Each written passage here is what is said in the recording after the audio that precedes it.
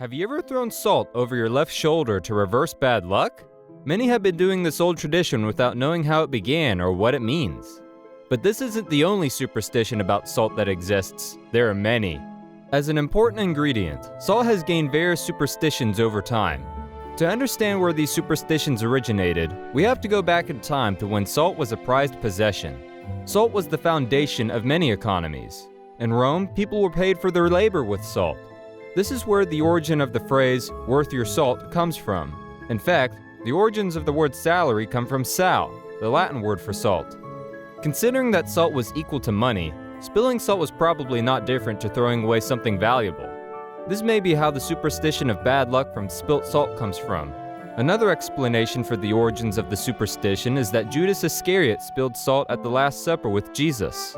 Leonardo da Vinci included this detail in his masterpiece, The Last Supper, which many view as a proof that this indeed took place. Take a close look and you'll notice that the salt cellar on the table has been knocked over by Judas. However, this explanation doesn't really carry much weight because the superstition of spilling salt predates the painting by da Vinci. While spilling salt is widely considered to be bad luck, intentionally throwing salt away is believed to protect and fight evil spirits. So, what do you do if you've spilled salt? Simply throw some over your shoulder to counteract the negative effects of spilling it. On reflection, it seems counterproductive. How can throwing more salt negate the bad effects of spilling salt? Well, there is an explanation for this.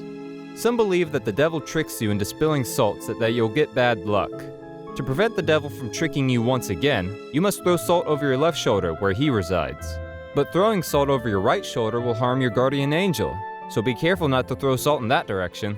Apart from these popular superstitions, there are several other beliefs associated with salt. During the 19th century in England, evil spirits were believed to be lurking everywhere.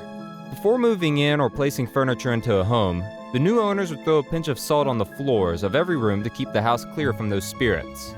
In Japan, throwing salt on stage before a performance is an act of banishing evil spirits.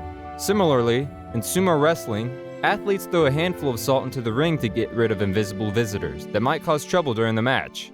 However, uttering the word shio, Japanese for salt, is bad luck at night.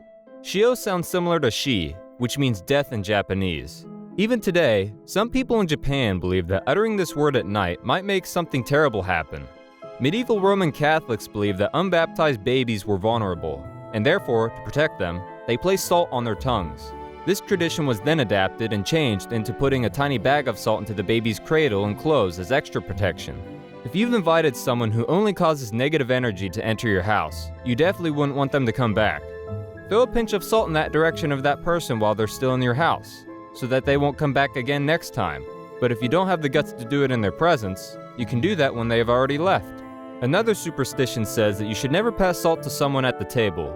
Instead, set the salt down and let the other person pick it up by themselves.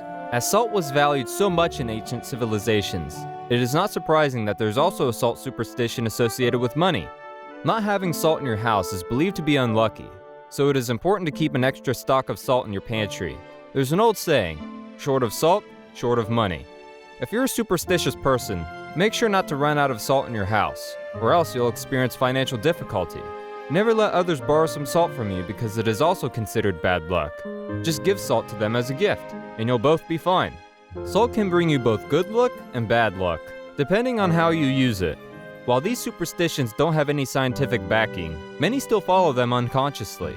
What do you think of these superstitions? Let us know in the comments below. If you've enjoyed this video, please like it and consider subscribing to our channel. Thanks for watching.